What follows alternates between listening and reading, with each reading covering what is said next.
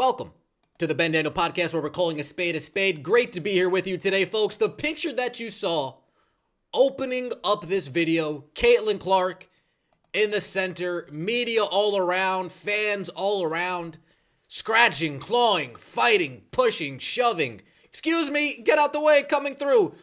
Looking for an autograph, looking for a peek, looking just to see Caitlyn Clark, folks. That is what aura really is.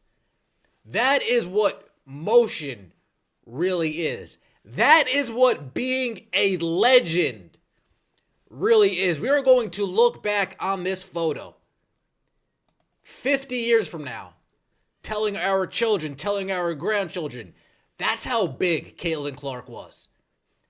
That's how big. When Caitlyn Clark was building her Hall of Fame career, building upon her legendary status at the very beginning. After her first season in the WNBA, she played a Pro-Am tournament for golf. She always golfed in the off-season. She always golfed, but this was special. Look at all these people. Look at all these people following Caitlyn Clark around, asking for an autograph, just trying to get a look at somebody who is undoubtedly the greatest women's basketball player ever. That's what we're going to be telling our children, our grandchildren, 30, 40, 50 years from now.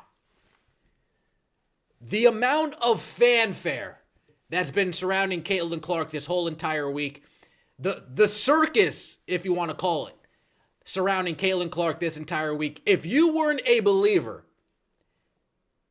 you have to be a believer now. If any part of you doubted some of the stories that you heard of how big Caitlyn Clark is over here, how big Caitlyn Clark is over there, the attention that she brings to not only WNBA, but every single thing she does, this week should eliminate all doubt. You can do the Asia Wilson, white privilege, that's bullshit. You could do the Angel Reese, they're watching because of me too. That's nonsense. There is literally only one. There is literally only one.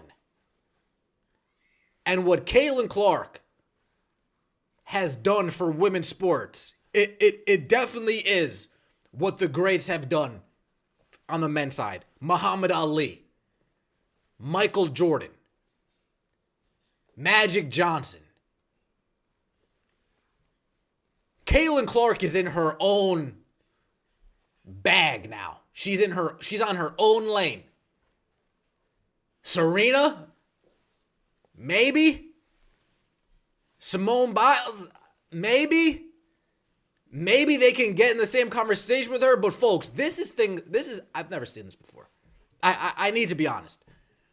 At least with a female athlete in my lifetime, I've never seen this before. And Serena's big. Simone Biles is big. They're not this big.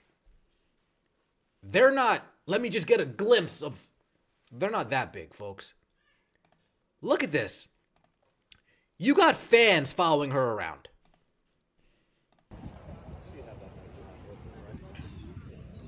You got a whole train of fans following her hole to hole to hole to hole. Stroke to stroke to stroke. You would think Tiger Woods is playing in this tournament.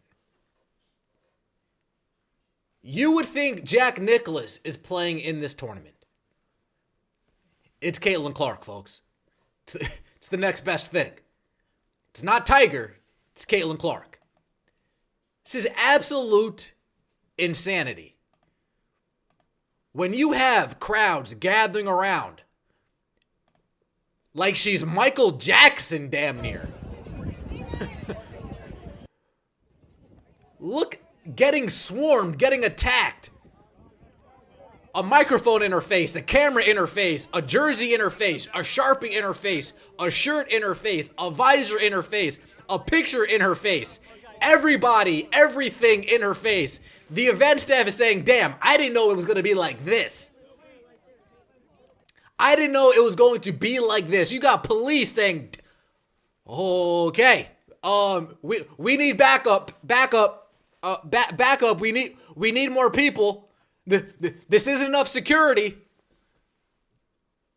Folks, this is next level stuff. I don't know how else to put it. This is next. And again, I knew she was huge. I knew she was transcendent. I knew she was the best. I knew she's the greatest. I know all of that. But even I'm allowed to come here and admit, damn, everything, it's just like another eye-opening experience. Like, man, this is incredible how big Caitlyn Clark is. In between holes, you got fans coming up to her. Hey, Caitlyn. He did on the court, all the stats. Can you sign my ball, Caitlyn? Getting ran up to. Hey, Caitlyn, can you sign this for me? Hey, Caitlyn, could we take a picture? Paparazzi all around, media all around. Folks, this is the hottest thing moving in sports right now. I'm telling you, this is Muhammad Ali, Michael Jordan-like, dude. There's no other way for me to put this in context. There's no other way for me to put this in context. So we have LPGA Tour pros hunting her down. Look at this. Look at this, folks. She's hit a lot of wonderful shots that we've seen today, and it can't be an easy position, even with the scrutiny that Caitlyn Clark lives under day in, day out. Put yourself in this kind of position is pretty cool. Look at this. And here's the Caitlyn Clark effect, Morgan, with Maria Fassi and other players out here following her. It's good. A lot of fun. Made it easy. Annika, could I steal you for a second? I don't think I'll have like bigger. I can't say bad stuff on TV, but badasses. Sure you can. Once together, we're doing a fun like on that side. There we go. Yeah. I'm next. Yes. 1, 2, 3. All right. This is awesome. Yes. Thanks again. Like it's very cool. Callie Ewing's in line here too. Yeah, I did. Folks, we got hidden ass women in the WNBA. Too full of themselves to say, hey, that's something special right there. Meanwhile, she goes into a completely different sport and gets shown nothing but love. Nothing but love. My man Ken Swift said, no ego, just mad respect. No ego, just mad respect. Caitlyn Clark is something else, man. And if anybody in the WNBA wants to say that they were similar to that they were like that before Caitlyn Clark, you guys are full of shit. If anybody in the WNBA says, oh, it's not because of Caitlyn Clark, you are full of shit. Everybody in the WNBA ignoring what is right in front of their face. You guys are pathetic. You guys are disgusting. And if I were WNBA media, WNBA players, if I was Renee Montgomery, I'm embarrassed of my behavior. But if this season has taught us anything, these women have no shame. The players have no shame. The media has no shame. Renee Montgomery has no shame. These players want to act like it's because something else. Somebody else. Legendary stuff, folks. Legendary stuff. What do you equate this to? Let me know in the comment section below. What would you compare this to? What in your lifetime experiencing can you compare this to? LeBron? We're on that level, folks. We're on that. You got to pull like the best evers out of your pockets. The Jordans, the Alis. LeBron back in the day was something special. I mean, today he's still something special, but LeBron might be the most recent example of this, to be fair. But other than him, Kevin Durant, no.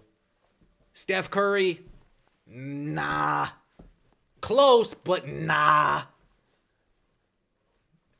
LeBron might be the only thing within the last 20 years that we can say, LeBron, you Boom. Not even Serena, and I tried. Not even Simone Biles, and I tried. But from an athlete standpoint, an American athlete standpoint, I don't think we've seen something like this in a long, long time.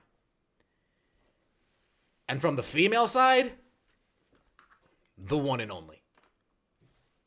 The one, the only. Let me know what you think in the comment section below. This is the Ben Daniel Podcast. Appreciate all of the support. Caitlyn Clark also talked about the next season during an interview here. Caitlyn Clark brought up some of the moves that she may foresee coming up. Let's take a listen. Excited. I think, obviously our goal of reaching the playoffs last year we accomplished, but now, we want to be a championship contender. I think we're putting in the pieces to be able to do that. Hopefully add some free agents, and you can just feel the excitement in the whole organization and in the city, our fans. So honestly, I can't wait to get back out there. I wish we had a game tomorrow, honestly. Yeah. Okay, well, before that, you got to hit a golf shot. Free agency, excited about the new coach. I mean, we're ready for next year, folks. We are ready for next year. There is only one thing that has people a little bit concerned. Kelsey Mitchell put out a tribute today on Players Tribune. Tribute to your father. Salute to you, Kelsey Mitchell. You lost your dad.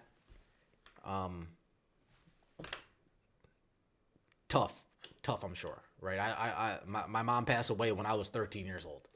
So I don't know how you feel, but I am aware of a situation like that. And in that tribute, in that post, in that article, Kelsey Mitchell was writing about free agency. She wants to test free agency, test the waters. She talked about how the season was hard on her. The season was tough on her. All the outside noise, folks. There's a lot that comes with playing with Caitlyn Clark. Yeah, there's a lot of positives. There's a lot of negatives as well, right? Having to dispel some of the nonsensical rumors of racism, sexism, misogyny, all of that stuff that came from Dejanay Carrington and those losers from the WNBA. I'm sure it gets tiring. I'm sure it gets rough. But many people read this and interpreted, man, I don't know if really Kelsey really wants to be here. Kelsey, I want to speak for, I'm not going to say every single Fever fan, but I would say 99% of Fever fans, we want you back, Kelsey. We want you back. Not only do we want you back, but the new president wants you back as well. This is Kelly Krauskopf talking about Kelsey Mitchell being the number one priority for the Indiana Fever. Yeah, I mean, you would hope. I think it's more of an honor, you've reached the level of, if I'm a player, it's like they think I'm important enough that I'm the tagged the franchise player. That's the way I would look at it, because those don't come along very often, and when you have the opportunity to do that, you want to use it on your most important player. Mm-hmm. And Kelsey Mitchell is that for us. She's in the mix. The Clark Mitchell backcourt is about as lethal as you can get. And we need another year to see just how much damage those two can do in the backcourt, to go even further, because, you spent the first half of the season just getting used to each other. Then the second half of the season, you saw, just how efficient and how good they can be. And then we have to be better defensively. We were 11th overall in defense as a team. So our area of growth is really on the defensive end. And Kelsey, I'm telling you, we all want you back. The fans want you back. The front office wants you back. The president wants you back. The GM wants you back. The coach wants you back. The number one player on the team, Caitlyn Clark, wants you back. We want to see you reach the mountaintop where it started at. We want to see, I don't want to really equate the two situations, but Paul Pierce spent his whole career in Boston. Whole career as a Celtic. Before he got traded to the Nets, and then to the Wizards, and then to the Clippers. You guys get the point. But he was with the Celtics for so long, he was like, man, am I ever going to win here?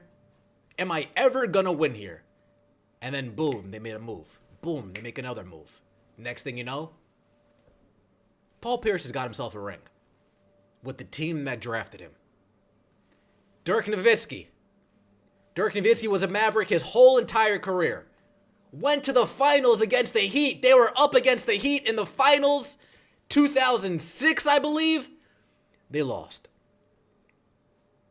Man, he probably thought that was his one and only shot. Too late now. It's over with. He stuck with it. He stuck with it. What happens? They make a move. They make another move. They bring in Marcus Camby. They bring in Jason Kidd. Next thing you know, they see Miami Heat again. Different team. Dwayne Wade was still there. But this was a team now with LeBron James. And guess what the Mavericks did? They were the team that was down this time in the series. And they were the team that came back. And what does Dirk have now? A ring with the team that drafted him. Kelsey, that's what we want for you. We want you to reach the mountaintop. Wherever it may be, but we want it to be here with Indiana especially. This is the organization that drafted you. You went through a lot of down years where you were the face. So if you're looking to be the face of an organization, been there, done that. If you're looking to be the number one option on a team, been there, done that. Now, if we're looking for a championship, the Indiana Fever might be your best opportunity. And Kelly said it herself, you and Caitlyn Clark, the best backcourt in the league, hands down. The most lethal duo in the league, hands down. Please, come back, Kelsey. It's the Bandana Podcast. Appreciate all the support. Let me know what you think in the comment section below. As always, take it easy.